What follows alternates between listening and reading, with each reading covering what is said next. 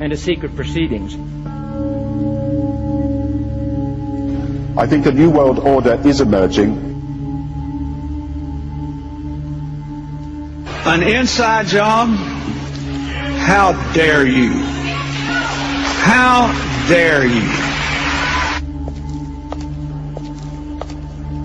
To create, so to say, mass-produced models of human beings arranged in some kind of a scientific caste system. We shall go on to the end. We shall fight with growing confidence and growing strength in the air. We shall never surrender.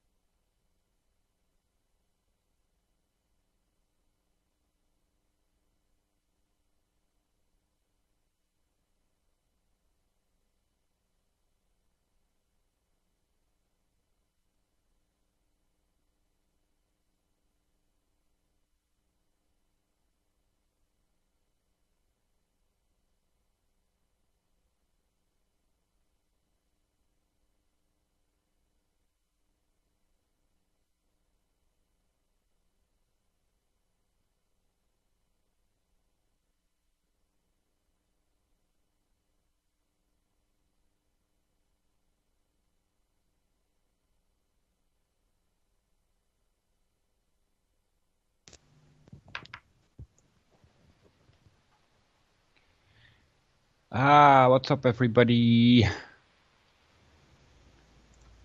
Sorry about being a little late. Need to start up some things here.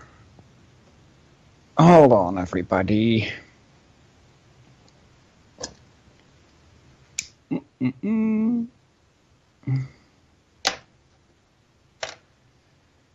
This is UCY.tv.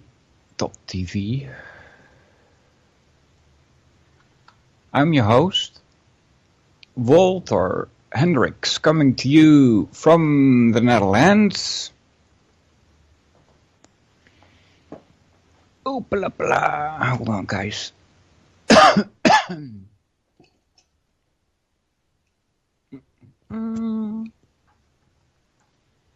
we go. See if we can get some windows open here with this very slow computer. And blah blah. Here we go. So, ta-da!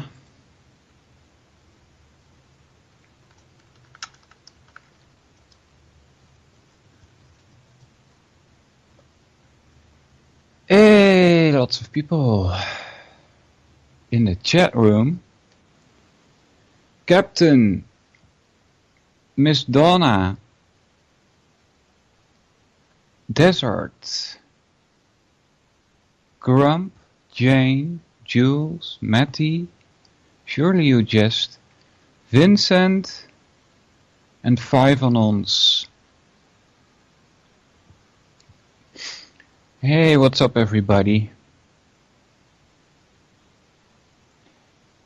You should be able to call in 718-717-8296. Let's see, 718-717-8296. Yay! Today we in Arnhem we had a fly over by a couple of times, like 4 times or so, by old planes with propellers, huge planes, not as big as a 747 of course, but they made nice sounds. I think they were showing off some planes left over from the war. It's around September, sometimes they do that. It's not every year, but a couple of years now that I noticed they've been doing that. Yep. So 718-717-8296 is the phone number. If you want to join the radio, you can also contact me at Skype, and I'll drag you on to talk about anything you like.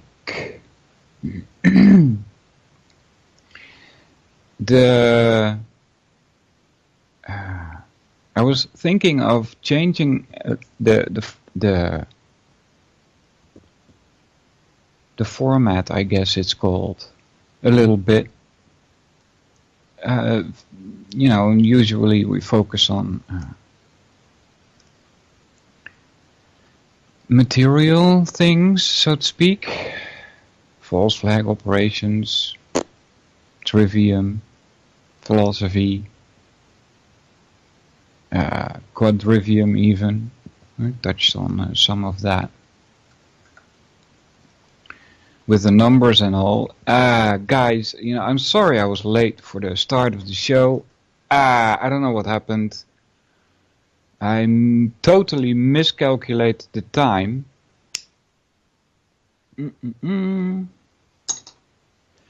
And I haven't even made coffee yet, so I'm gonna, make a quick AFK and make some coffee. So I at least have something to drink. Because I don't even have something to drink, and talking constantly and not drinking is not an option. But I was thinking of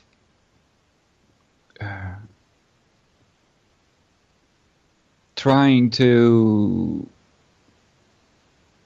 talk about what's normally not able to talk about, because we're trying to point at something that is not material, that one would not necessarily, necessarily, you can take that away. You can't use your 5 senses to verify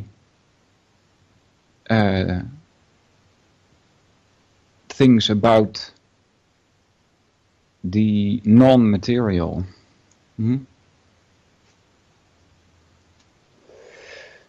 Okay guys, hold on, I'll be right back.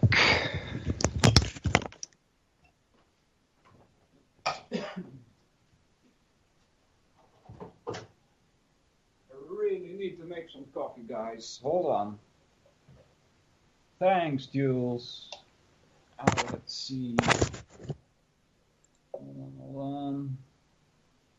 Yeah. Okay. Blah blah. This one, and then this one, and then scroll to contacts. Let's see.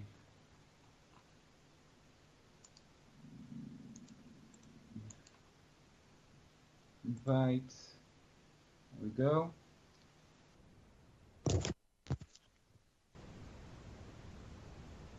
Chup, chup, chup. It's ringing, ringing, dinging, dingy, dingy. And Walter. Hey, are you there? Good, yeah. Okay, let me take a few to Sorry, make some coffee. I'm sorry, let me kill my player. Sorry about that. Good morning, Jules. Yeah, I kind of got up a little bit late myself here, sleeping in. Nice big rainstorm here last night. It knocked my internet out last night. I called the phone company. Of course, they're closed.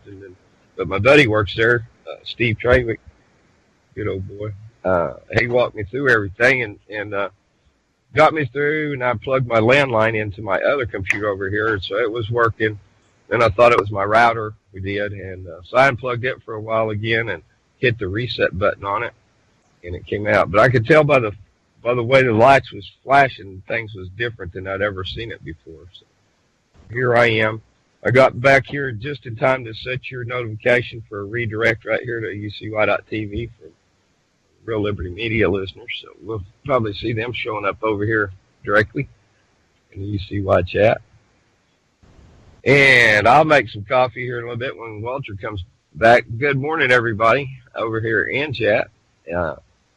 I did some radio yesterday. I still got to do some edit to it for the YouTube, but episode 4 feedback, I'll gather it together later today. But it was on the Dakota Access pipeline. I reviewed what Hal weighed in, and it seems like maybe he heard a few feelings or something, but Hal goes strictly, he does not go on opinion. He goes on strictly, but how the laws work on all that stuff. He showed the discrepancy. So I went through and took notes on his. I listened to last Sunday's episode several times, I think 3 or 4 times. Boy, I could probably listen to 10 or 12 and still keep taking notes. Al's very concise. He's hard-hitting. It's fast. And as I said for Kira, sometimes lessons smart. Them blacks behind the woodshed smart a little bit. But that's how we learn. So when you're going by feeling, that's the problem this world is in my opinion, what I see mostly, people go by their feelings and not the facts that exist. And when I started to re-examine all the stuff that I felt like I thought I knew in this world, my beliefs and so forth, I had to come to a point where I said, some things are not provable beyond fact. I mean, some things are, you can make an assumption, that's probability. But as far as when it comes to the black and white with the Dakota Access, I don't know. I think Hal may have missed a couple of previous treaties, but as he has said many, many times, treaty law supersedes the national law, the Constitution, all that. That's how that works up. I'm not saying that's right. I'm just saying that that's the way the legal works. And so treaty goes to world court.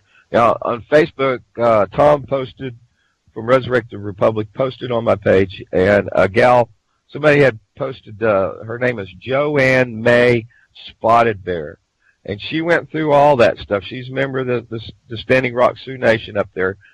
She went through all that and backtracked up into some previous treaties, including that of the 1851, and later on there was another one, and then I think it's the 1868 treaty is the last one. I think that they're supposed to have an effect, but with all these changes, I don't know what happens. But into that 1900s, I believe 1930 something, maybe it was. But anyways, they came in and they took some land, actually where this pipeline is crossing the Missouri River.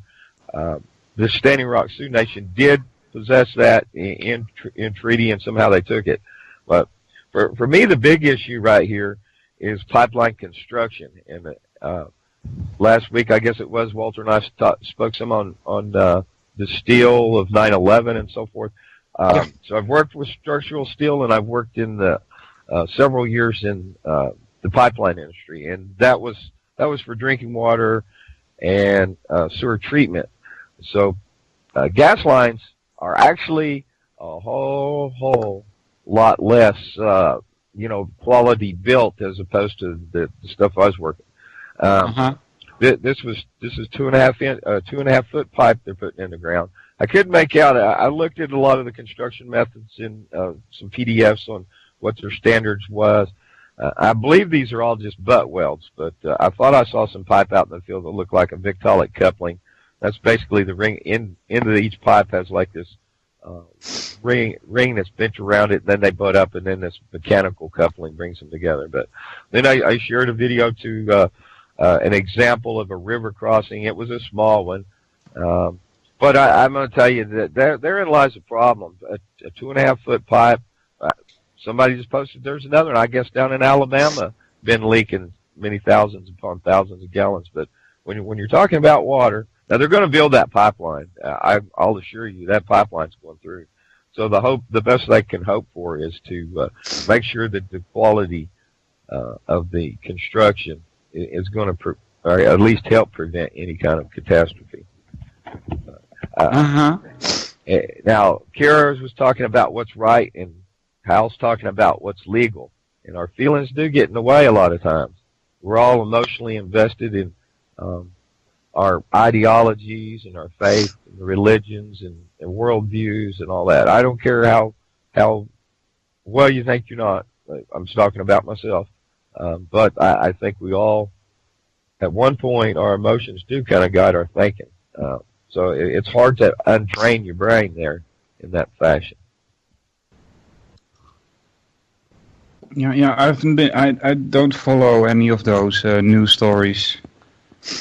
I can't comment on any of it. Now I know that there's a pipeline supposed to be made, and I know that there are people being against it. And I would say that the people being against it are in the right.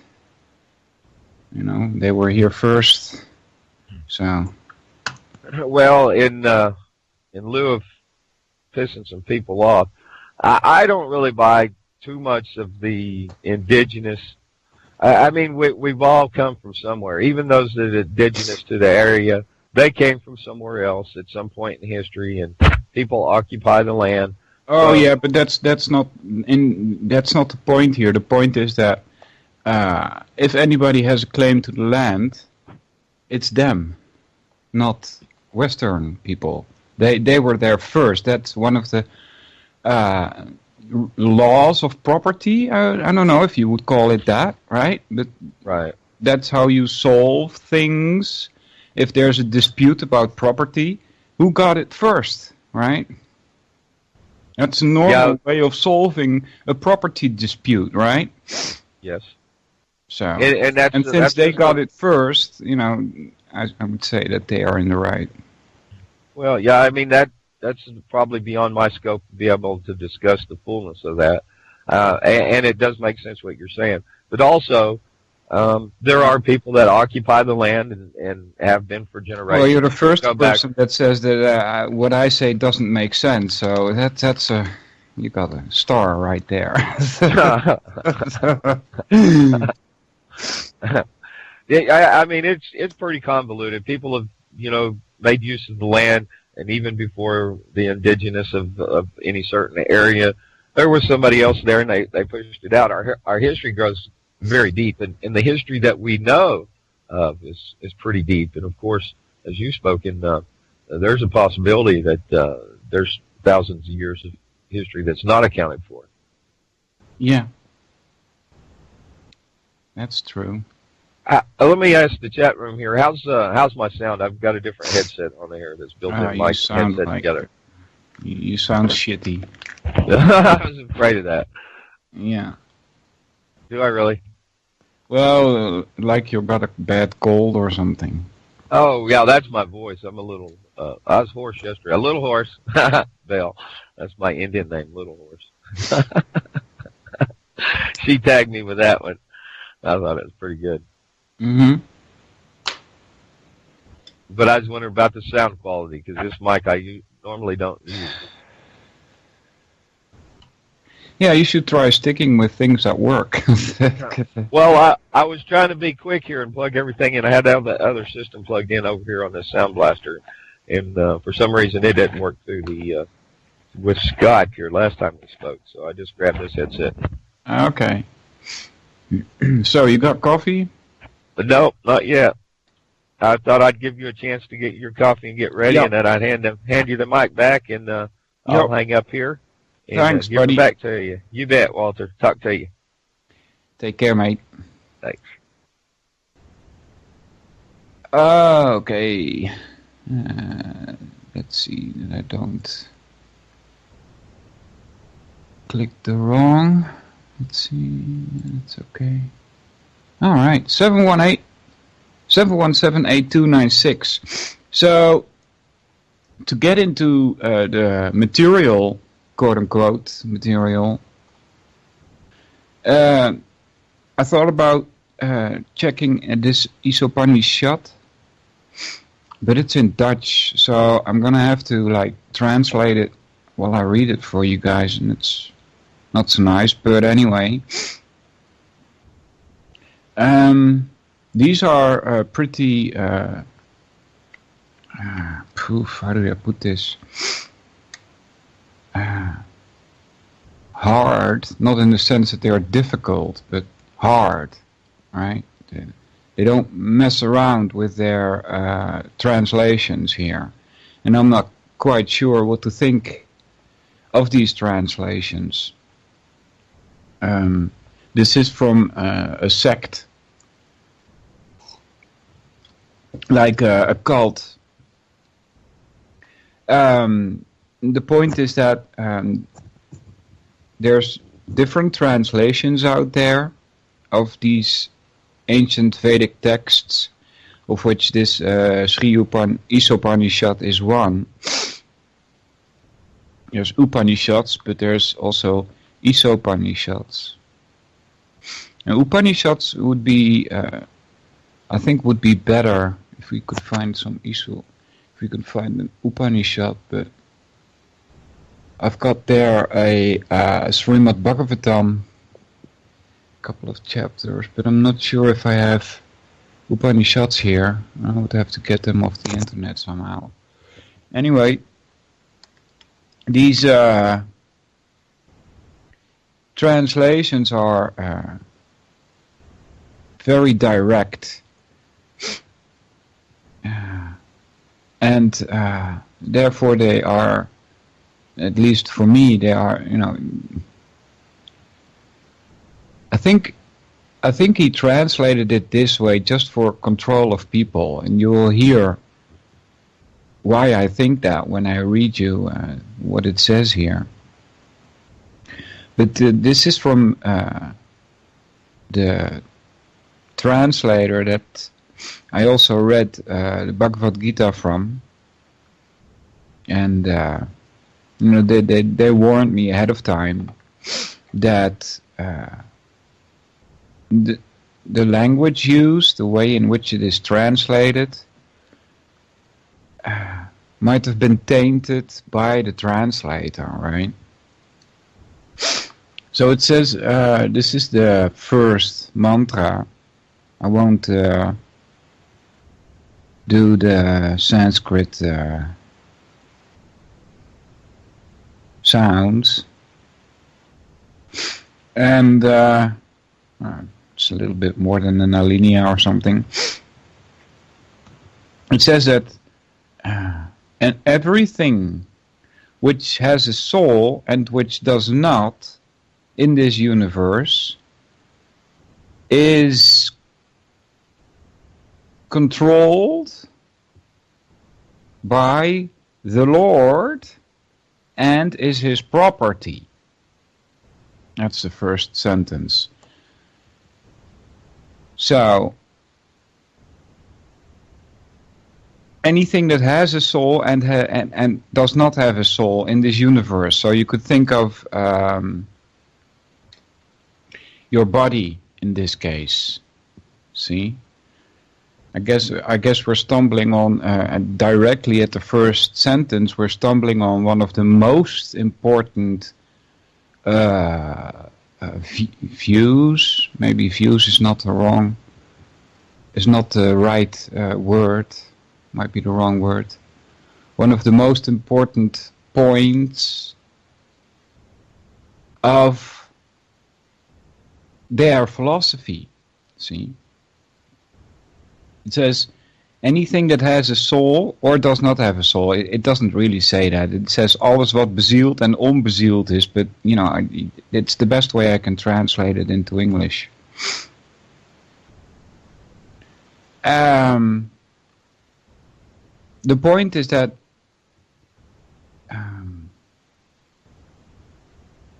it's about the word bezield. It means that a soul is inhabiting it. That's it. That's the right translation here. They're talking about anything that has a soul, right? And you could use your body as an example for that. A lot of people think that they are their body. For instance, when they say, I am tired, or I am sick, or I'm a fireman, or I'm a businessman, I'm a lawyer, I'm a doctor, I'm a radio presentator, show host. All of those, I guess you would call them titles, since we listened to Clint, right? They are pointing to your body, but those are like temporary titles, and it is not what you actually are. Those are just like roles you play. And by the way, before I continue, I'm giving you their philosophy, right? I'm not necessarily saying that I agree with it all, but I have to agree with the idea that you are not your body. And that's a hard thing to grasp for most people. Most people haven't even thought about who they really are. They just, I don't know how that happened. I tried to figure it out by digging into my memory, but I failed. How does that even happen? That you get in your mind this idea of an I, me. Right? And then it's, I don't know. It somehow weaves into your consciousness this I that seems to be a creation of the mind. And you start identifying with it, and that's a process. This identifying, it's a process, and you identify with I. And when somebody calls you by your name, you think, oh, that's me, right? You identify with it. And that identification process is where it went wrong. We identify with illusions. We identify with functions, with titles. And that's not what you are. Their philosophy is that you are that which makes your body tick. You are that which makes your body alive. In other words, the consciousness that pervades through your body is originated from yourself. And they then spell self with a capital S. That would be what they would call the true I. Some other, you may have heard this term used before, and they call it higher self.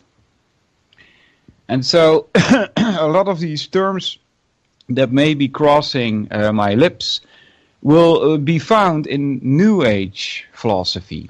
And New Age philosophy is based on the old Indian philosophy. That's why you see,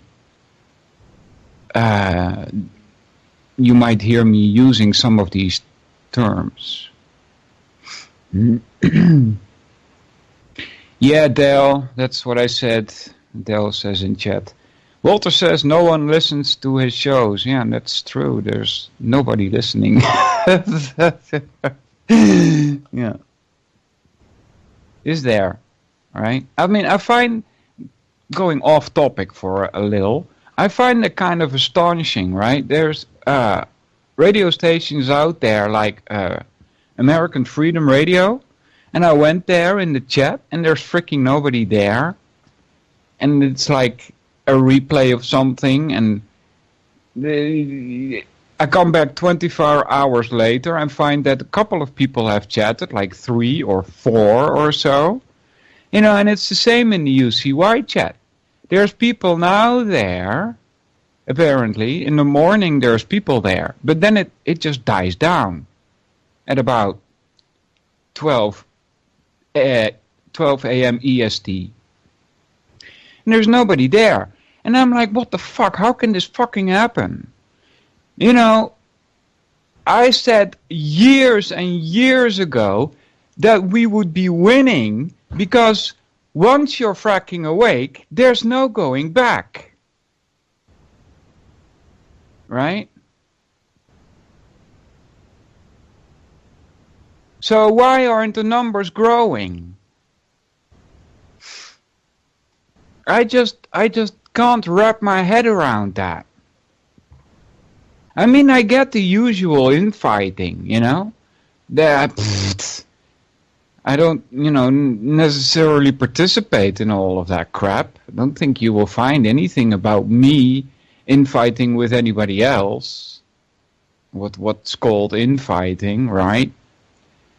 But how come the numbers aren't rising? I just don't get it.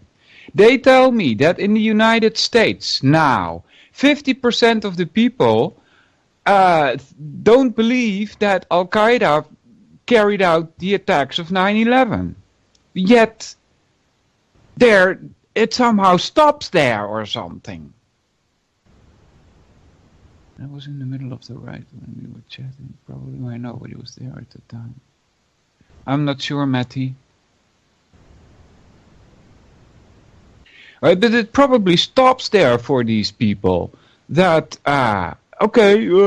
somebody else did 9/11. What do we do now? And they just sit there or something. Maybe their mind isn't capable of doing the next step. Do your own fracking investigations, right? Start questioning things. But that doesn't seem to happen.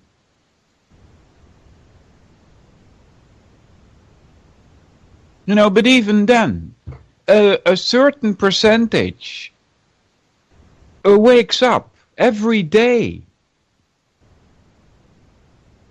People wake up. I think it's because 9/11 was it for me, right? I took years of research into it, and a lot of other fields, which led to me daring to call myself awake, or for lack of a better term. But I met other people, and for them it was the bailouts, or it was the mortgage stuff, right? So there's lots of things happening. It should have happened for me back in 2004 when Pim Fortuyn was shot. Political murder in the Netherlands. That guy would have been president if he hadn't been shot.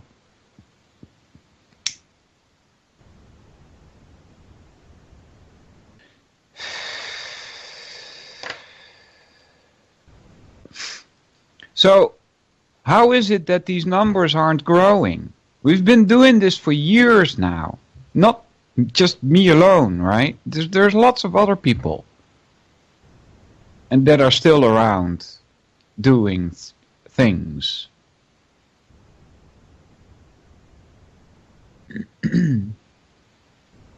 Or is it that Alex Jones is catching them all?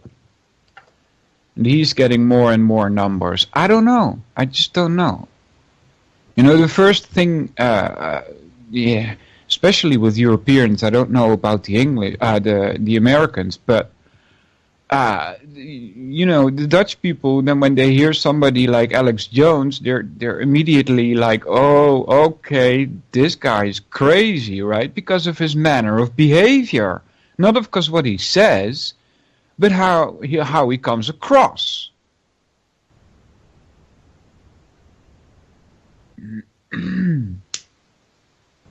So you would expect people to find more sources.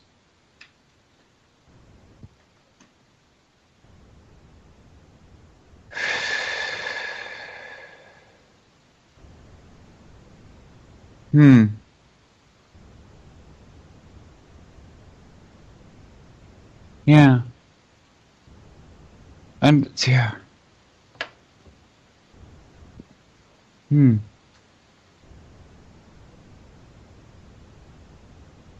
Oh, that's another point. Desert. Infiltration. Yeah, you know, I don't see people being ousted, right? And that makes me suspicious also. Well, I don't see people being ousted is not completely true. Like, for instance, Noam Chomsky, right? You talk about infiltration, right? Noam Chomsky is such an infiltrant. I would call him a left-wing gatekeeper. His remarks on 9/11 are unforgivable.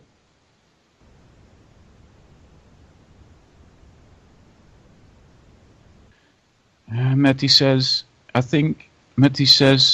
make it sound like there is more awake people here than there, which for some reason I find hard to believe. Yeah, I think that Americans have a better chance of waking up than the Dutch people do, because the Americans still have a sense of what freedom is. You know, you don't realize that I, as a Dutch guy, had to learn in the United States what freedom was.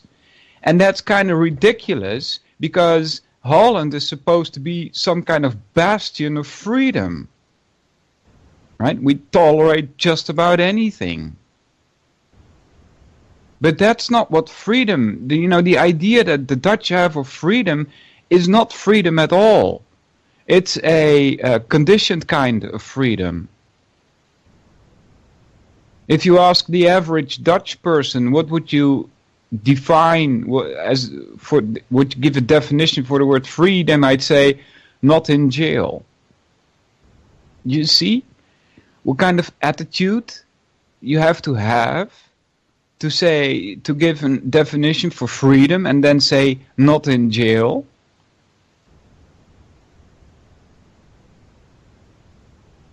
And I don't get the attitude of people in the days when I was young. In all of the passports that people had, it's stated specifically that the carrier of this passport is the subject of the Queen. In other words, the Queen fracking owns ya. And they I don't know how they can still, use the word free when carrying around a passport that says, I'm a subject to the Queen. Right?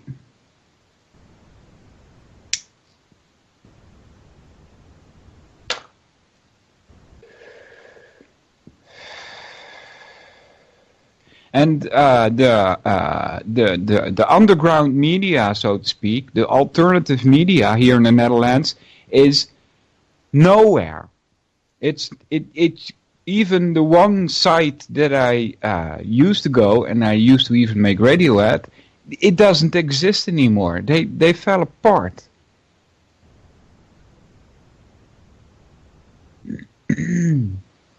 I met some Dutch person in an American chat room, and I asked him if he knows any good Dutch sites, and he referred me to Reddit, which is not a Dutch site at all.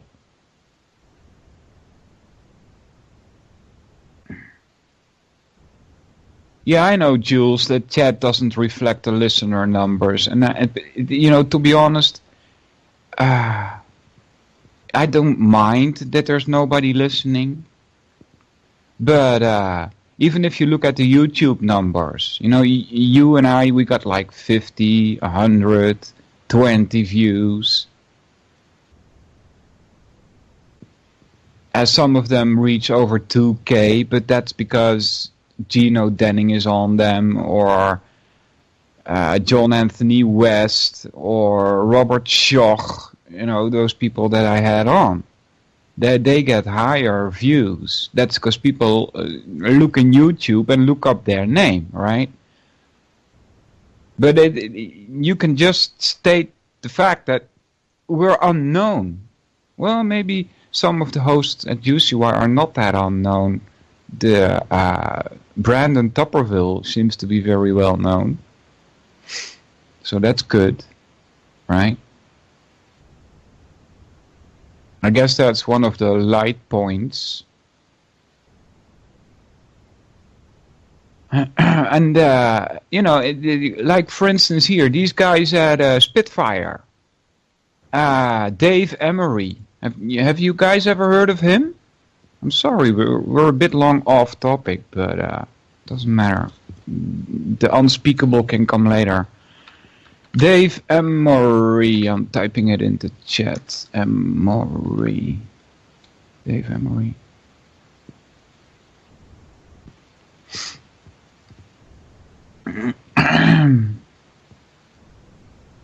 Have you guys ever heard of him?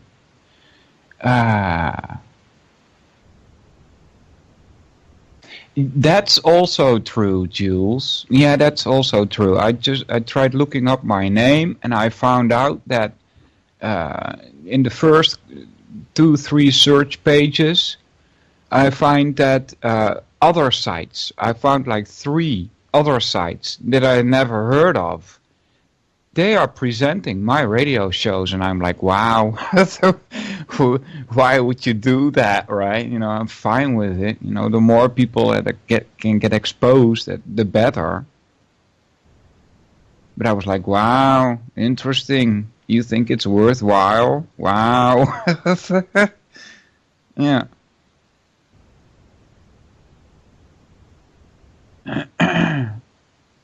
But this Dave Emery, nobody in the chat has heard of him? Sounds familiar, says Matty. Yeah, I found them via Tragedy and Hope. They used their archives for creating their huge podcasts. And I heard them. I had heard them like 3 or 4 times in the Tragedy and Hope podcasts. And I finally caught the name of where I could find that, right? And it was Spitfire. And this guy named Dave Emery. And this goes back to the 80s.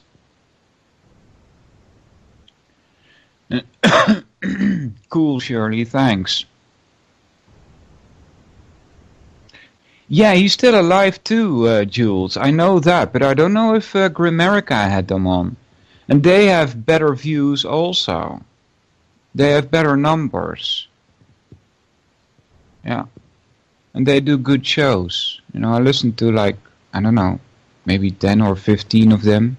The ones that I thought had interesting topics. And I was like, yeah, these guys are cool. Nice people. So, but like this Dave Emery, and I have pages open here with archives going back in the 80s and 90s. I think it was 80s even. Or he's referring to what he did in the 80s. Yeah, I mean, and to know that I think he's still alive, right? They haven't had him on. Okay.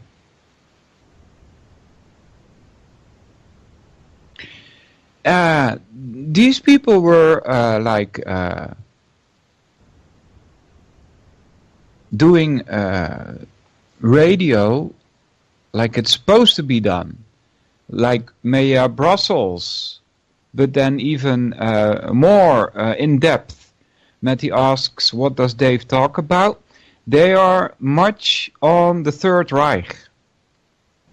He's an anti-fascist, and he does a lot of stuff on Nazi links to today's society, because most of you have probably heard of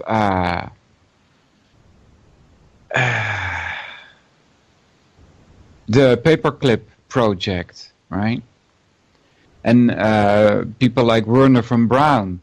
But what's less well known are people like Reinhard Gehlen, right? And he has this Reinhard Gehlen and his team, so to speak, his operation, under the loop. And one of the people under the loop also was Otto von Bolschwing, who was influential in creating the Cold War, right? And these are Nazis, right? Otto von Bolschwing and what did I say? The earlier guy. You guys know I'm bad with names, right? Blah blah. But anyway, these people were around then. And there's nothing like that in Holland. We had on TV, we had the VPRO, which was broadcasting a comedy show. That's what it was, right? It was a comedy show, even though it did point at some of the things that were going wrong. That's all they were doing, right? They were just scratching the surface and then laying a layer of comedy on it, right? So that's not really helping. But with people like Dave Emery in the past, why is it that people are not waking up?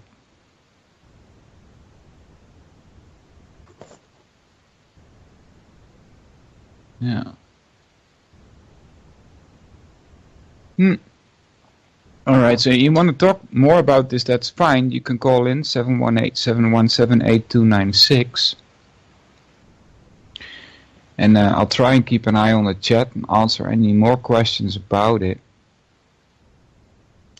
I hope I answered them all. But anyway, 718-717-8296. We were still at the first sentence of the first mantra. That's what they call it in Sanskrit. Mantra. Mantra is an outflowing of sounds in a harmonic matter, in a harmonic way. An outflowing of sounds in a harmonic way. That's the best way I can describe it at the moment. That's what a mantra is. It's not really talking and it's not really singing. It's kind of in between that. They call it chanting. That's what you do with mantras. You chant them. You don't read them, you don't sing them, but it's like something in between. It's like, they call it chanting. He's still on WFMU. Yeah. Maybe it's something to play that besides Maya, Jules.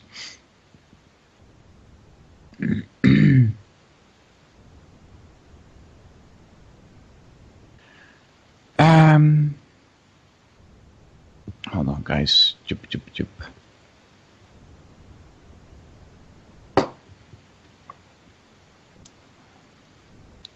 So you chant a mantra, and usually when they chant mantras, they repeat them, the same mantra over and over again. And this has a certain psychological effect and can be very dangerous. So be careful with that. So in the first sentence of this mantra, it says, anything that has a soul or does not have a soul. All right, so does not have a soul is I think, like things like stone, rocks, a dead leaf on the ground, right? Things like that. That doesn't have a soul.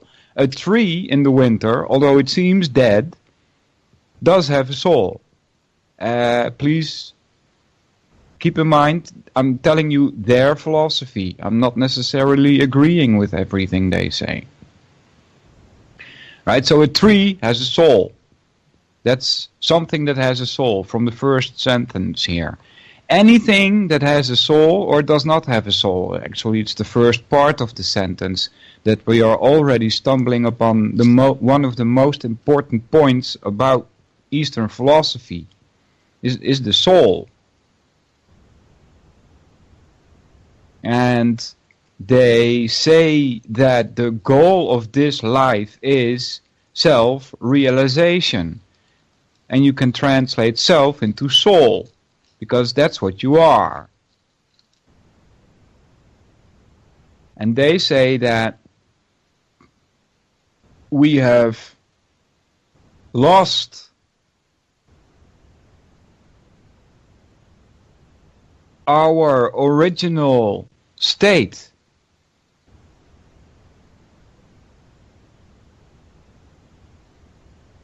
And because we have lost our original state, we are ignorant of what we are. And therefore they say that self-realization is the goal for this life as humans. It's not a goal for a tiger or an ape or a cow. It's specifically meant for humans, that you practice self-realization. There's no need for a lion to do that.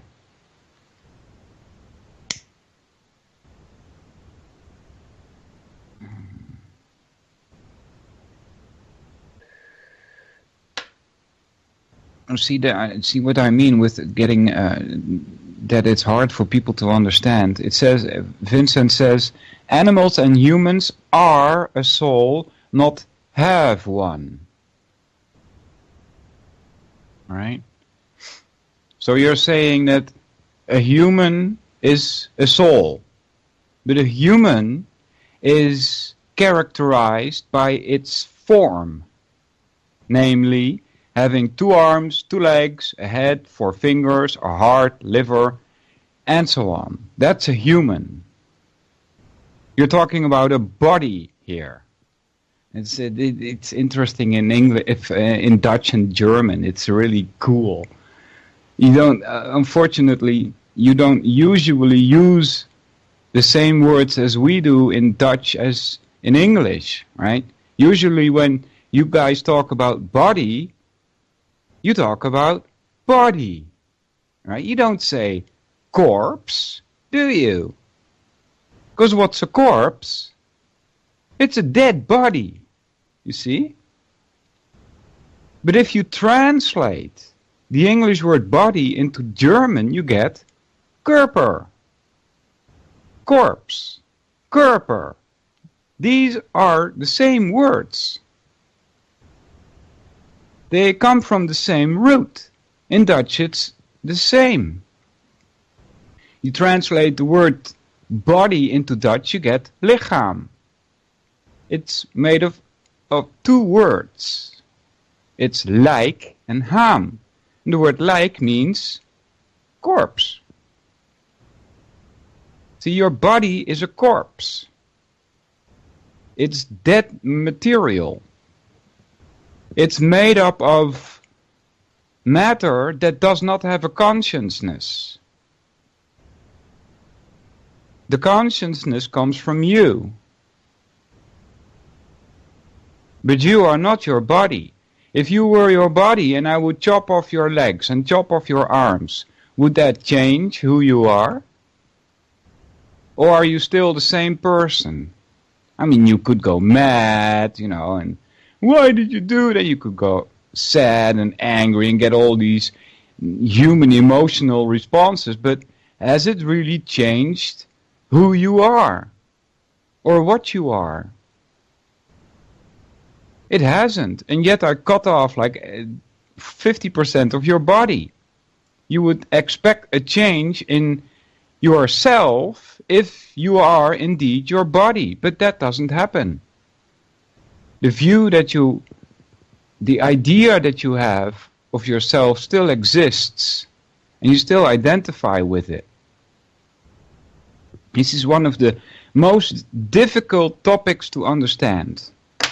If you want to understand how the Indian mind works, how Eastern philosophy works, this you got to get through. There's no way of understanding their philosophy unless you understand that you are not your body. It's as simple as that. Look at your body. You got hands. What do you say? I am my hand? You don't, do you? You say, I have a hand. These are my hands. These are my arms. Those are my feet. It belongs to you. You use the word my. In Dutch we call it bezittelijk voornaamwoord. I don't know what you call it in English, but it means you own it. You own your own body. Therefore, you cannot be it. You can't be that what you own. That which you own. It's impossible. If you drive in a car, you say, this is my car. Do you identify with the car? You don't, right? The same goes for your body. You drive your body. It's a vehicle. It's a vessel. It's a tool.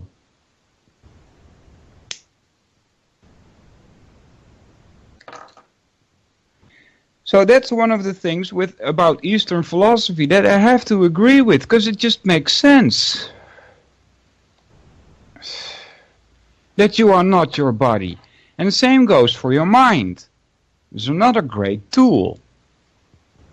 I heard some philosophers say that your mind is your greatest enemy.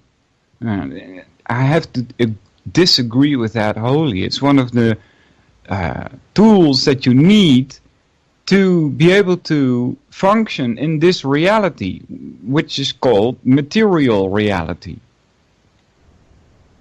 Again, I want to emphasize this, it's their philosophy, and sometimes I agree with it, and sometimes I don't. I'm telling you their philosophy.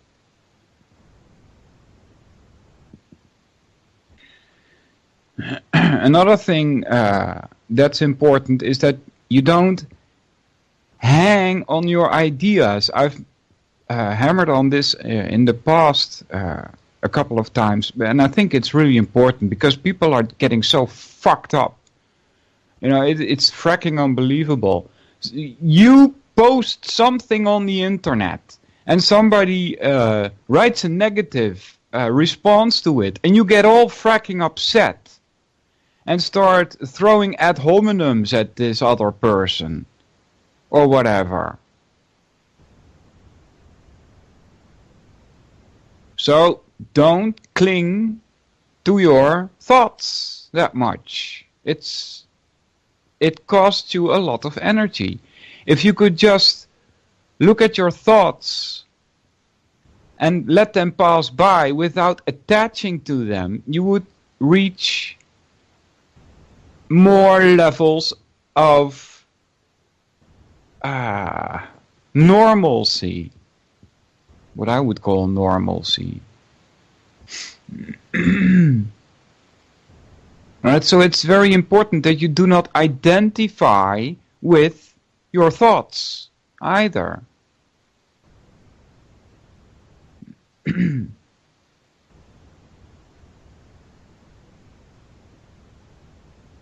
Because if you do that and people attack your point of view, it feels like you are being attacked. But that's not true. They're attacking what your mind has produced.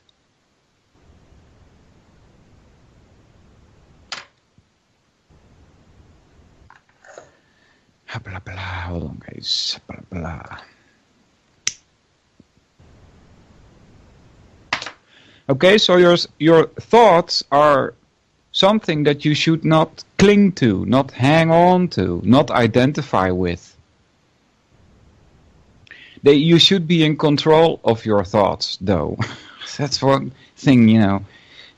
I wonder sometimes when I walk around in quote-unquote society and I look at these people and I'm thinking, are these people even aware that they are thinking?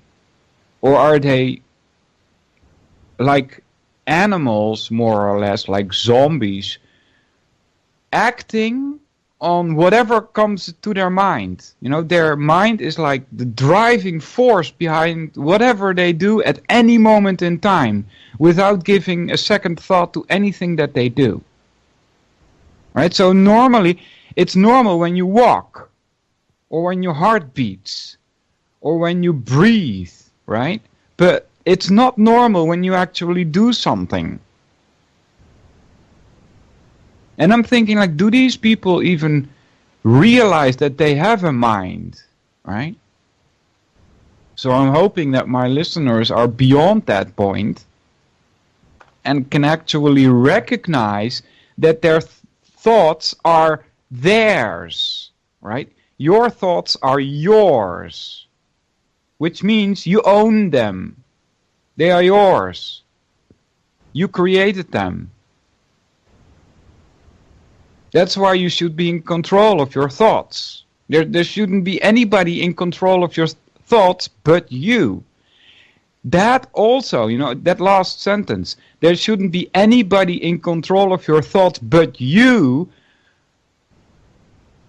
How do I put this? Enforces the fact that you are not your thoughts. You are not your mind. You are not your feelings. You have them. And since you can't be what you have, you're not your mind either. It's a tool, just like your body is. And what you are is a soul.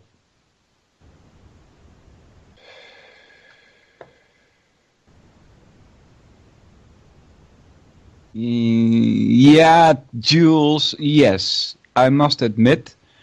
And this comes from Dave Emery, by the way, Jules. You know, I think you're on the right track with your show every day. They were talking about mind control, right? Since, you know, I'm talking, your thoughts should be your own. And they were talking about people that said that they were having thoughts that didn't come from themselves, right? That they could hear other people in their head. I had that experience myself, by the way. If you want, I'll tell you about it, right? You know that they weren't your thoughts because I was answering and questioning. Right? Yeah, sure. And he mentioned 4 documented mind control from late 1960s, right? And they are Bluebird, Artichoke, MK Ultra, and MK Delta. And there are two acronyms that come in play here. That's RHIC and EDOM. And he goes on to explain what that is. And it's, that's all technology, right? What they can do now, I'm sure they can project visions into your mind. That's what my conclusion would be. If you look at the stuff from the old age, like 1960, what they were able to do. Remember Dr. Delgado, who, by the way, is a psychopath number one? How he, yes, exactly, Jules. That's old stuff, right? So what can they do now, right? The vision that I had was really strange. I just woke up and I sat up in my bed. I put my fists in my eyes to rub the crumbles out. And at the moment that I release my fists, I hear a voice in my head. And it says, "Don't open your eyes." And I was like, why not? And that's the thought that I had also, right? I was asking, why not? The response that I got was, the light will blind you. And I went in my mind and I'm thinking, okay, if I open my eyes and the lights will blind me, then either the sun has exploded or a nuclear device has gone off in my front yard. I'm thinking in both cases I'm dead anyway, so I might as well open my eyes. So I open my eyes and I get a instant 360-degree awareness. If you know what I mean with that, I'll try and explain it. My body is gone, all right? I can't see my body anymore. I'm in a totally white surrounding. But I can see what's behind me, and I can see what's below me, and I can see what's above me. It sounds a bit like virtual reality. That's what it sounds like. I'm in this huge, white, I don't know, sphere. Something is that. And in front of me are 6 even whiter dots. If I had to make an estimation of what these were, I would say they were living beings floating in front of me, 6 of them, 3 to the left and 3 to the right. And they said, "Welcome." And then the voice in my head said, "As soon as you blink your eyes, we will be gone." And of course I tried not blinking, but after I blinked I was back in my living room, staring at the things in my living room, which were totally gone. It was like I was somewhere else. I was probably sitting, in my chair where I was waking up. And some mental thing went on, right? And so, you could see that as a vision.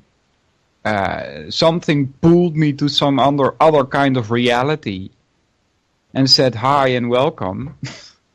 Or you can think that this is an implanted thing, right? That's kind of like paranoid way of thinking.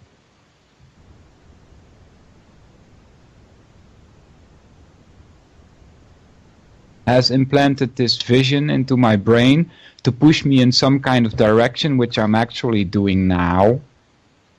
Right now is the time that I'm going into the unmaterial, the non-material, which is what my vision is exactly about, you see. Are they trying to enforce, to strengthen this belief, so to speak, and get me to talk about New Age stuff on air, right? So that's the paranoid way of looking at this vision. I don't know what it is. I really don't. It could be just a hallucination and nothing to it, right? So, but yeah, I'm thinking that you will find out when they start messing with your mind. You will know, right? So therefore, it's important that you know your mind, you know your thoughts, you're in control of your thoughts.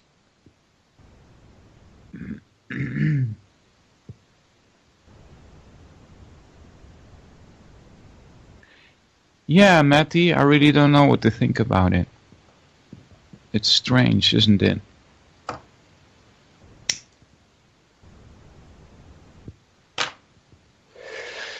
So that's, be aware, right? Be aware. That's it, I guess.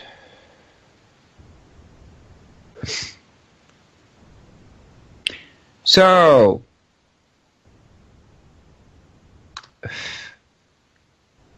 let's see if we can get through the rest of the sentence here. Anything that has a soul and does not have a soul in this universe is controlled by the Lord and is his property. Right? The Dutch word here says stuur, bestuurd, which means if like you're in a car, when you drive a car and you turn the steering wheel, right? Listen to the words stuur and steer. They are the same. They come from the same root, right? So you steer and God steers. God steers you. How does he do that?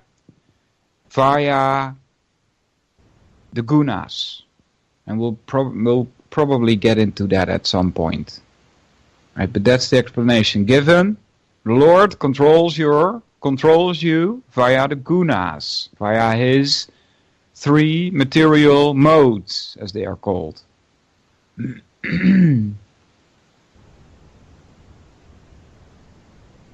And apparently, you are his property. Well, actually, that's not right. That's why I pounded on the first point so heavily. It says here, anything that has a soul, and that's why I stress the point of that they think that you are a soul.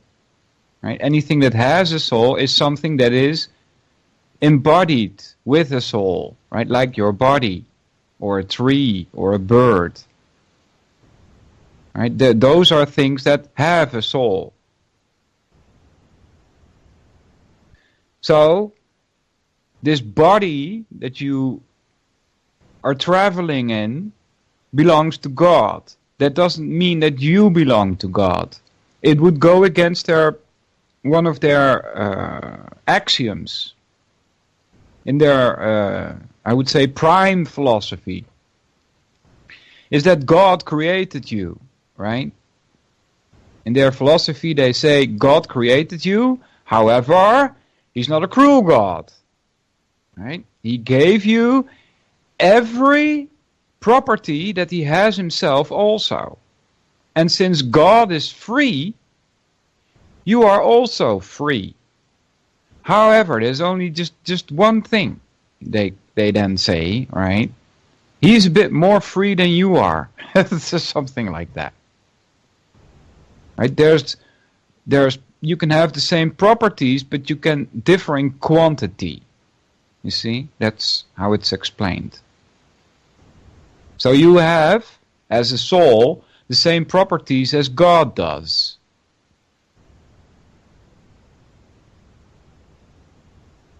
Therefore you are free.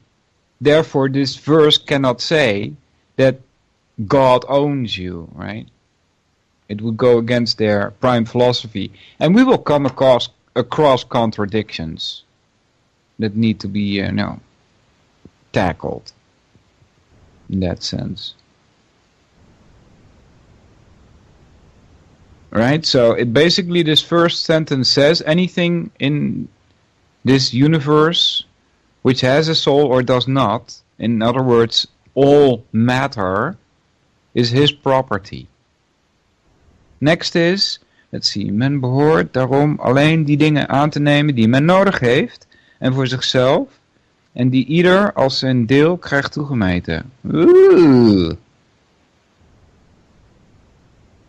It says, therefore, men, or everybody, humans, people,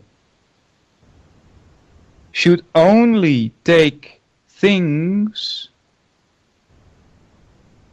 that you need for yourself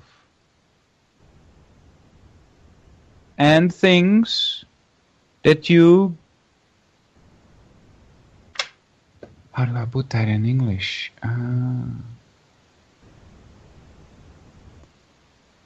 I would say that flow your way. Alright, it says you should only take things that you need for yourself and that which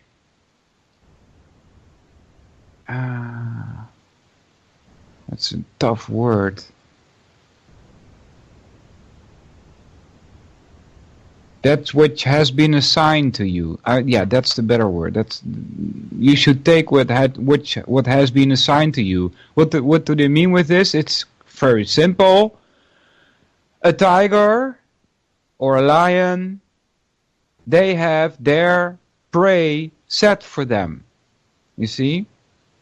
That's how simple it is. For humans, we should look for food in a plant world. Again, their philosophy, guys, not mine. I'm not against eating meat. I eat meat myself, but I don't think you should eat that much.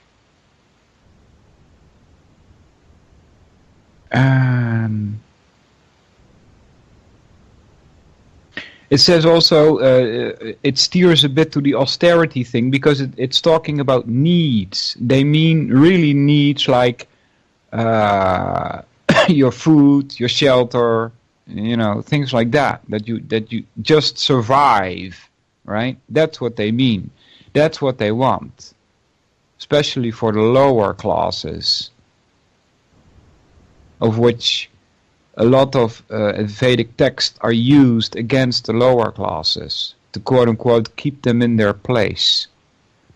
Right? And so this verse also has to do with that. They're talking about, they're saying basically, you should roam about in this universe taking only that which would allow you to survive. Right? Austerity. And then it continues, let's see, en men behoort geen andere dingen aan te nemen, want men weet heel goed aan wie ze toebehoren. Alright, so they're telling you that you should live in this state of need only, as in food and water and drink, because you do know now from the first paragraph, from the first sentence, that everything belongs to Krishna, right? So you can't take it from him. Everything belongs to God, so you're not allowed to just take that, Alright, so that was that was verse 1, and then we get a whole lot of explanation, but I'm not going to read that because it's very heavily tainted with all kinds of sectarian thought. So we'll move on to mantra 2.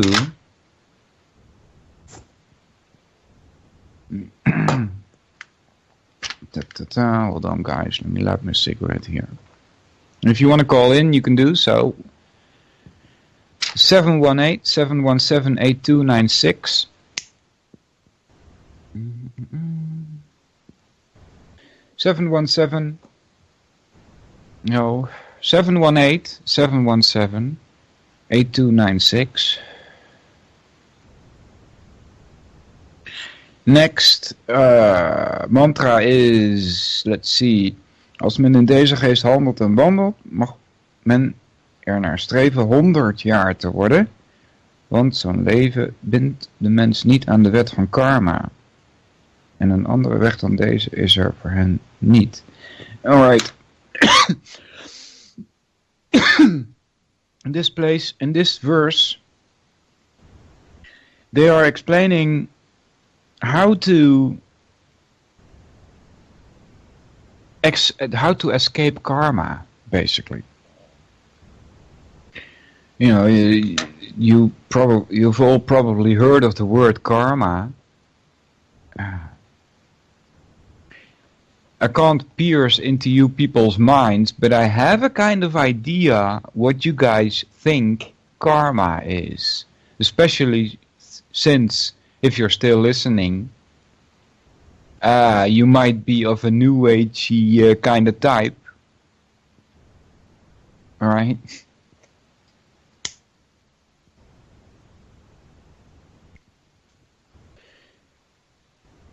If you've delved into this stuff for years, so to speak, the new agey kind of type, then I think I have a good idea of what you think karma is. And I'll just, say for now that karma is the Sanskrit word which means action. And so what they're saying here is how to avoid action. Because, in their philosophy, every action has a reaction. It's the idea of karma, right? I don't agree with that, but they are referring back to the first verse. If you handle in this spirit, if you move in this spirit, you can strive to be 100 years. Because such a life does not bind a man to the law of karma. There is no other way than this for us. Yeah? Now, this Upanishad, I don't know how old it is, but it's basing its expressions on the idea that they have about these yugas. And apparently in India, the idea is that we went into Kali Yuga about 7,000 years ago. And that before that time, we lived in another period in which people lived to 1,000 years. In the Bible you find also lists of people that, seem to live a bit longer than we do today. And there's also in Egypt lists of people that seem to have lived a long day, but those numbers are not to be taken literally in case of the Egyptians, because they are astronomical numbers. They define periods of time more than periods of people living. Right, so but they assume that in the previous age people were 1,000 years. Before that, people lived to be 10,000 years. Before that, the first Yuga, people lived 100,000 years. I'm thinking that in their philosophy, the people that lived 100,000 years had a harder task to accomplish if they wanted to get to self-realization. because they have 100,000 years to get there. For us, 100 years, they say, is not enough time. Therefore, God, in His mercy, has given us only a small task to perform in order to get self-realization. See, that's what it says here in the first verse. You can escape the laws of karma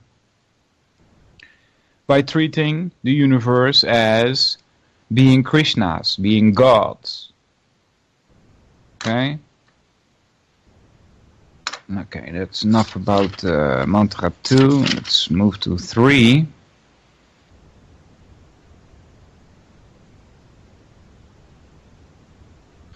Alright, this is a strange verse, and I'll have to read the word-for-word translation before I can actually translate this. It says Asurya, which means meant for the Asuras, which are like demons, I think. Nama, which means by name famed. Note the word Nama in Sanskrit. Name, Nama. You can hear the etymological ties. In Dutch it's the same. We say naam. Alright.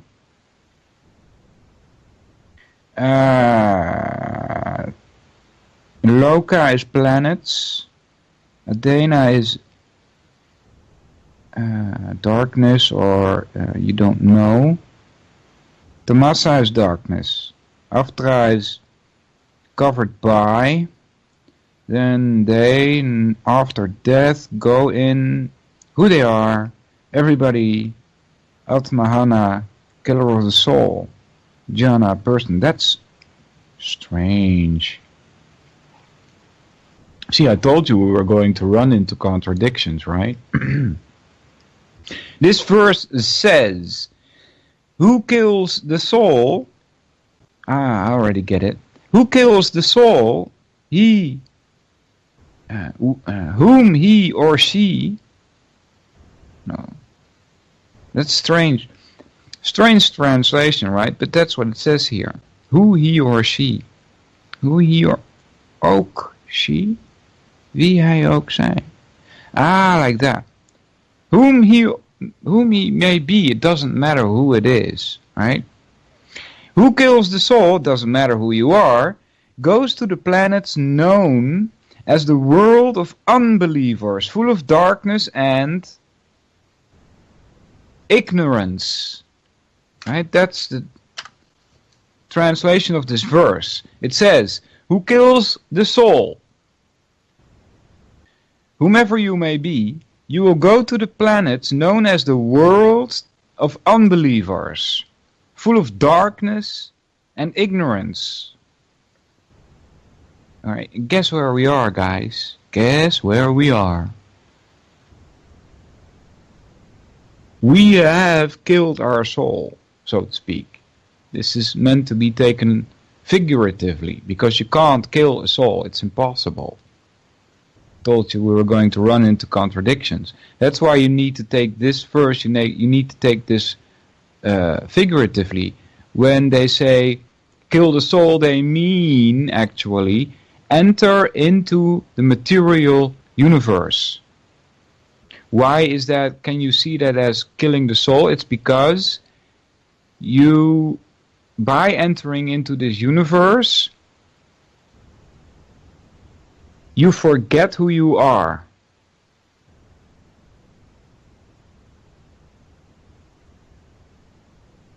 And you start identifying wrongly. And that's basically killing the soul. Killing yourself. Figuratively. Because you've lost yourself. We have forgotten ourselves. And any place in the universe, doesn't matter where you go, doesn't matter which planet you go to, because there's many planets according to their philosophy, on many different levels, lower and higher than Earth. But everywhere you will find this darkness and ignorance.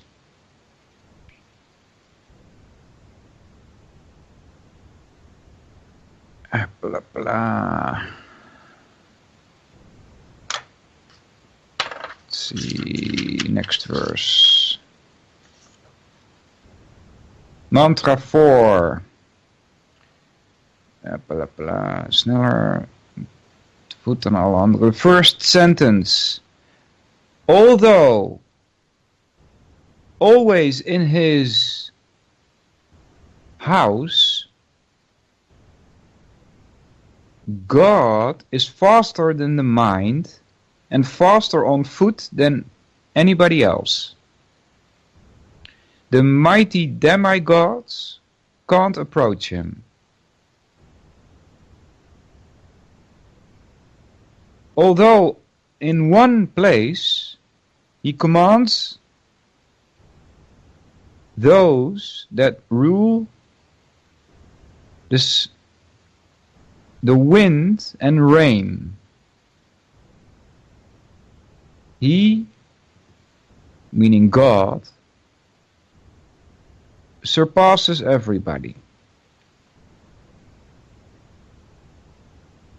All right, so it says here, although he's in his house, God is faster than the mind and faster on foot than anybody else. All right, so it says God is faster than the mind. The mind is pretty quick, you know. You can go from here to the moon and baf, you are there, you know. It's pretty amazing. In fact, if you concentrate on it, and I've done this once, and I won't ever do it again because it's fracking scary. I've done this once. You concentrate and you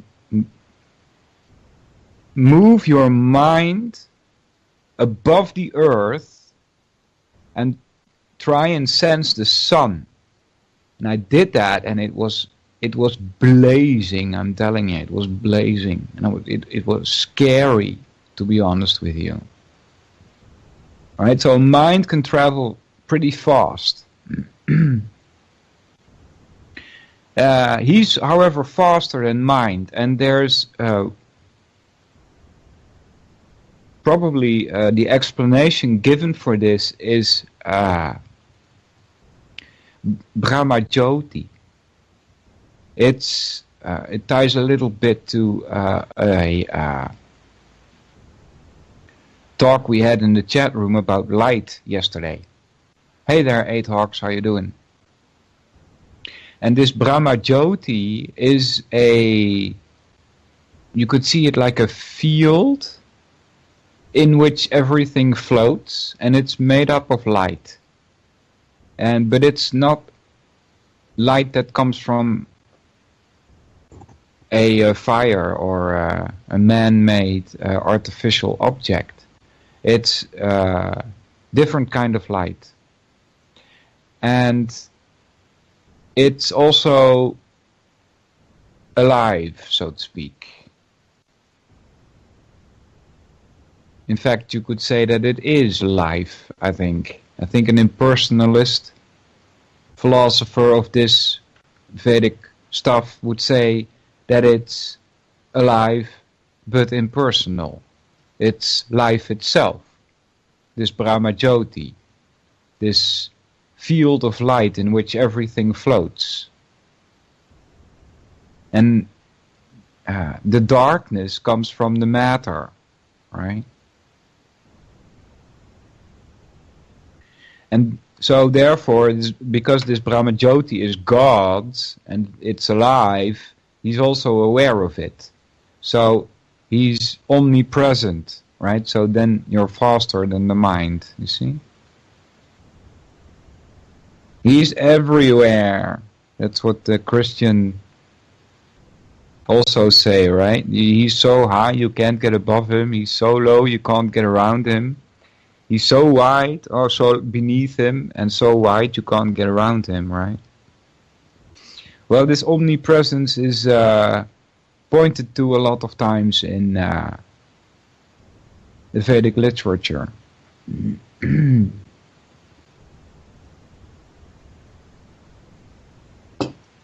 And it's, I would guess I would call that an absolute property.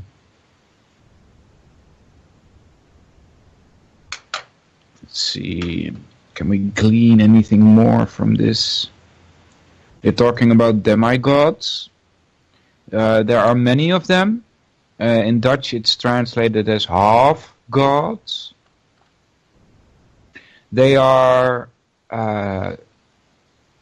in their philosophy, right? Keep that in mind, guys. This is not me personally speaking. I don't necessarily agree with everything. These half-gods, these demigods, are serving Brahma. Brahma is the first entity in this universe. There are different kinds of universes. We are not the only universe. There are millions of them. And in this universe, this is a small one. Right? So according to the Vedas, our universe is actually limited. Right? There are universes that are twice as big. There are universes that are 4 times as big. I think there are universes that are 250 times as big as this one is. If you want to take all of the things that they say literally, I'm telling you now, right? There are universes there 250 times bigger than ours, which means our universe is limited. There are ends to it somewhere, somehow, according to their cosmology. And so in this one universe, Brahma has 4 heads. He's got 4 heads. You can look in the directions. In other universes, which are more complex probably, or more voluminous, bigger, the Brahmas, which are basically the same kind of entity, but this Brahma has 8 heads. Next Brahma has 16 heads, and so it keeps going. Ours is a pretty small one. He only has 4 heads. And if something goes wrong in the universe, these half-gods or these demigods can come to Brahma and say, well, please help, because I can't do this on my own. And these demigods, these half-gods, have different tasks, like make your hair grow, make it rain, make the sun move, make the moon move, make the plants grow, and all kinds of things. Make your stomach digest. If actually the demigod responsible there is called Agni, which where you get the word ignite from, because Agni means fire. And what do you do in your stomach? You burn your food. See? So, again, because it's important, demigod, half-god,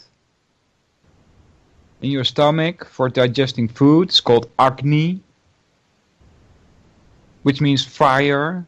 It's where you get the word ignite from. Agni, ignite. You see? You hear the etymological tie there, right? So they're half-gods for just about anything that goes on in the universe. And if something goes wrong, the half-gods can come to Brahma and ask for help. Sometimes these demigods have to fight wars. In mythology, it's a lot of fighting of wars.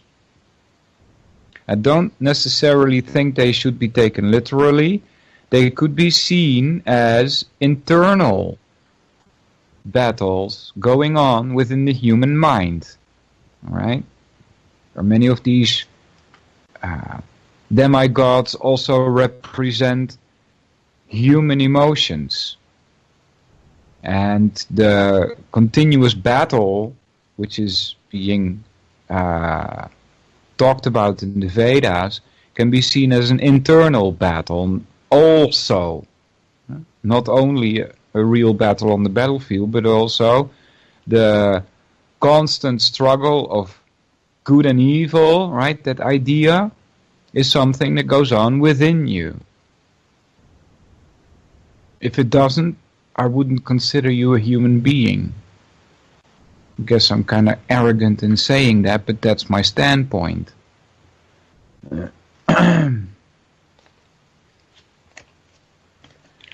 So a lot of these stories from the Vedas have to do with you as a human being.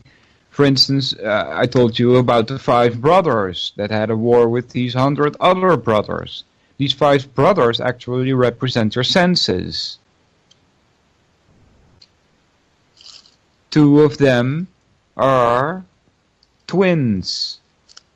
That's your smell and your taste. Because if you don't want to taste something, right, you just disable your nose and swallow it down, you won't taste it, right? These 2 are twins.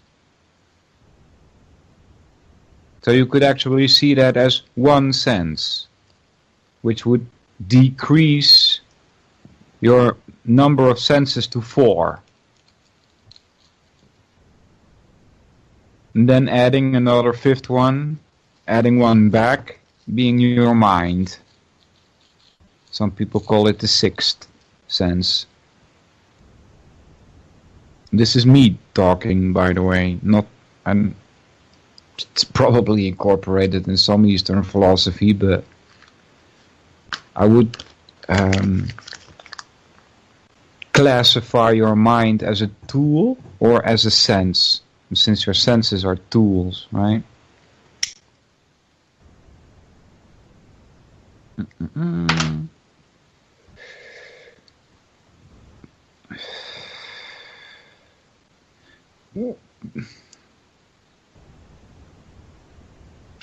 All right.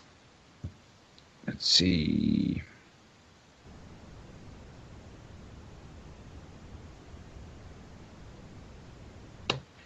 Let's move on to the next. It's a short one. Although the word-for-word translation is longer, it seems. Mantra 5. De Allerhoogste loopt en loopt niet. Hij is ver weg en tevens dichtbij. Hij is in alles en hij is ook weer buiten alles. Alright, so here we are getting more into what you will find in the Upanishads. Right? This is an Isopanishad, but it's getting more like Upanishad here. It says here, God walks and does not walk. He's far away and he's also very close. He is in everything and he's also outside of everything. Alright, so how do we explain this? The first one I'm going to have to think about a little before I can comment on that. It says, God walks and does not walk. Alright. Second one is, he's far away and he's also very close. Now, I explained this with the previous verse, with the Brahma Jyoti. There's another piece of data, so to speak, that would be possible as an explanation here, and it's called, let me think, it's a Sanskrit word,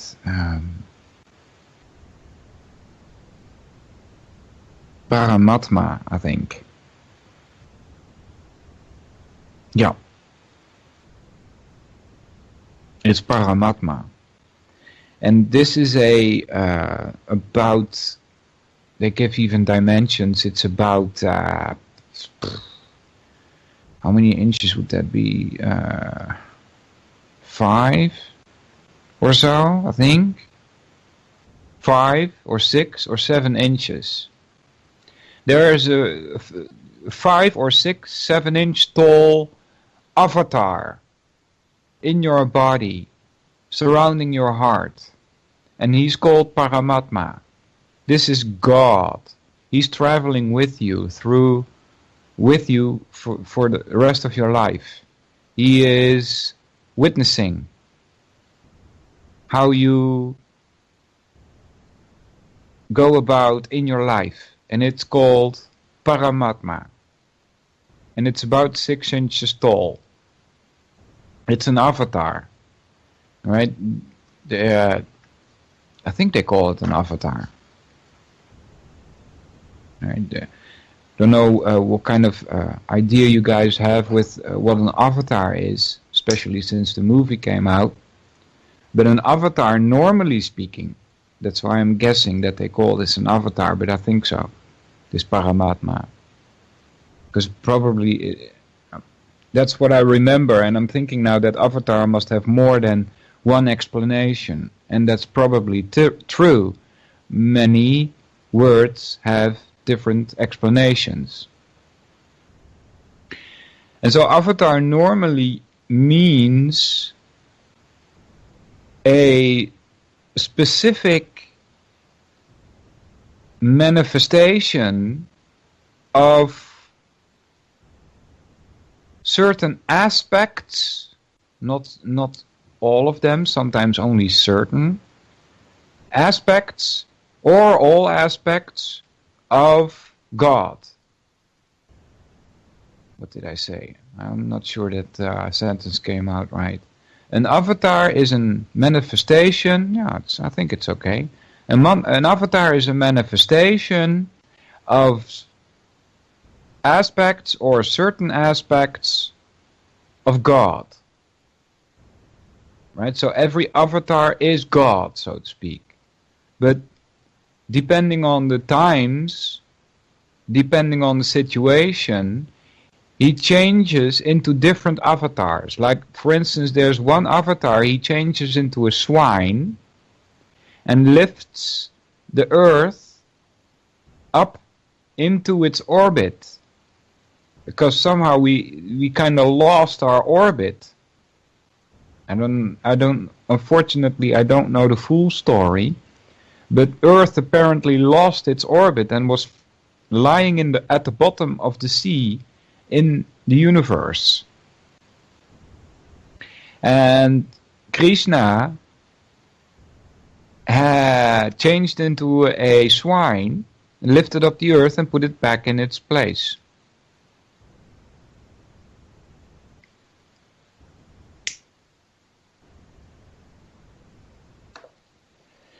So there's different forms manifesting different aspects of God. There are avatars, most of them have gone, right? Because, like they say, we are now living in the last period. We are living in the Kali Yuga, which means many ages have passed and many avatars have passed, because different ages have different avatars. It's like, they say it's like the love of God that makes him come down in these avatars every time.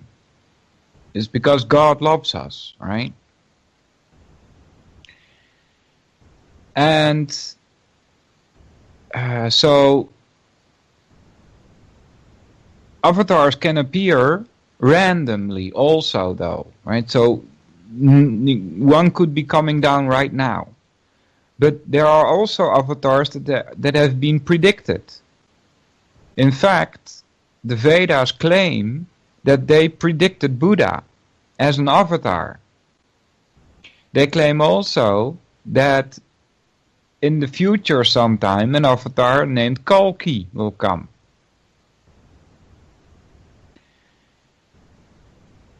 That's the one I use for my banner, by the way. If you look at ucy.tv and find the Solvinur radio banner, you see a figure there on a white horse smashing the heads of warriors, stamping on skulls and bones. That's Kalki. That's God coming to destroy the demons. And that's us, guys. We are the demons.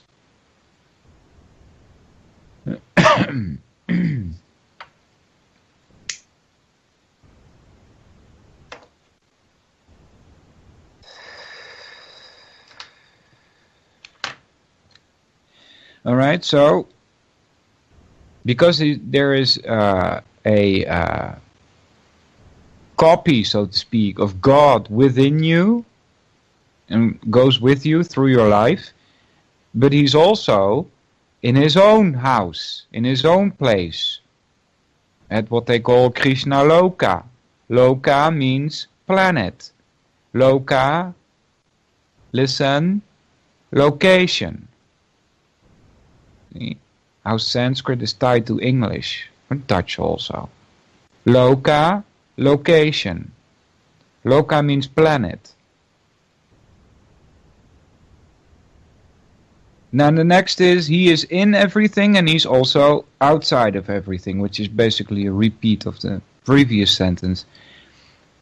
Then the first sentence, he walks and doesn't walk. What would you do with that, right? He walks and doesn't walk. He moves and doesn't move. Strange. Not quite sure what to do with that one. Move on to the next. Mantra 6.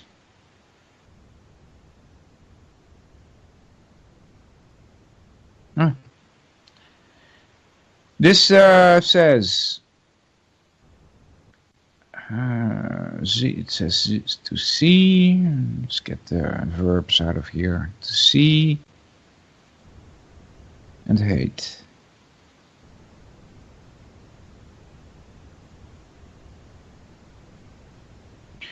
This is a bit tough to translate, but I'll do my best. He who sees everything in relation to God and sees every living being as his complete particles and can see God in everything will never hate something or somebody.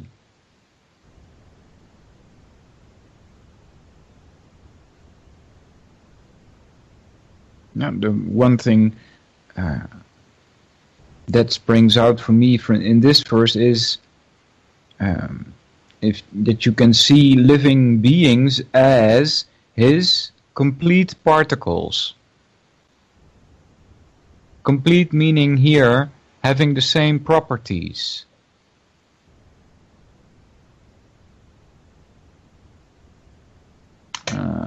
Moving on to the next verse, I think. Let's see, what does it say here? Seems to say pass. Nee. Next is 7, mantra 7. Die alle levende wezens altijd ziet als geestelijke vonken, die in hoedanigheden één zijn, verwerft zich de ware kennis. Wat zal hem dan nog begoochelen? Nou, this is indeed, this is a good verse, I think. It says here, he who sees every living being as, let's see what the word for word translation, it also says geestelijk atma, yeah, right. See, in Dutch it has a different tone to it than in English, because I won't translate this the way it says, because I would have to use the word mind, and it's not meant like that, but that's because in Dutch it's different. It says here, he who sees all living beings as spiritual sparks is how I'm going to translate this. It says, he who sees every living being as spiritual sparks who are in their capacity one with God. Alright, so if you can see that living beings are spiritual sparks that are one with God, you will gain the knowledge of things as they are.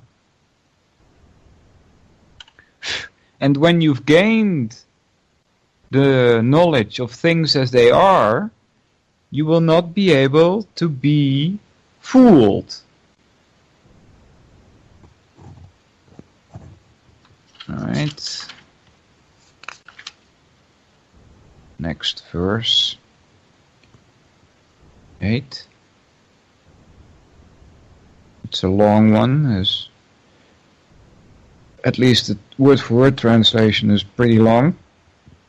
Let's see, zo iemand moet werkelijk de Allergrootste kennen. Onbelichaamd, alwetend, onberispelijk, without veins, that's odd. Pure, independent, poof, how am I going to translate this? Die sinds onheugelijke tijden de verlangens van elke levende wezen vervult.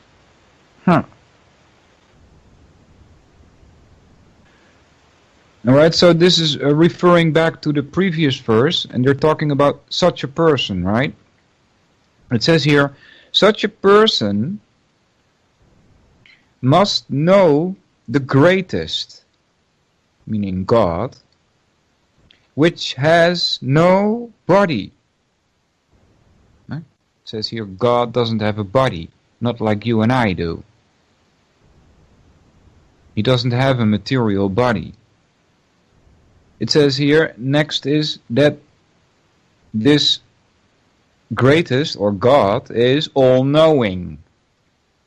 That's another absolute property. He knows everything. It sounds like what Christians would say also, right? Now the next word is onberispelijk. I would say without fault. Then without veins. That's a strange one, right? God doesn't have veins. What would you do with that? He's pure, not stained. A independent, wise man. An independent, wise person, I should say. Who, since time memorial, has been granting living beings their wishes. That's what it says here. It says God grants your wishes. Next. No, it's 58. We must stop, unfortunately. Oh my God, guys. Thanks for listening. People in the chat room: 8Hawk, Captain Gringo, Del, Dan Defiant, Desert, Grump, Jane, Joe, Jules, Matty Clues, Murbly, Shirley You Jest, and 2 Anons. Thanks a lot for listening, everybody. I'll be back next week and we will continue with this non-material thing stuff. We are at verse 10. It's a very small book. We will easily cover that in an hour or so. In a free and open society. And we are, as a people, inherently and historically opposed to secret societies, to secret oaths, and to secret proceedings. Take care, everybody. See you later. Order is emerging. An inside job? How dare you? How dare you? To create, so to say, mass-produced models of human beings arranged in some kind of a scientific caste system.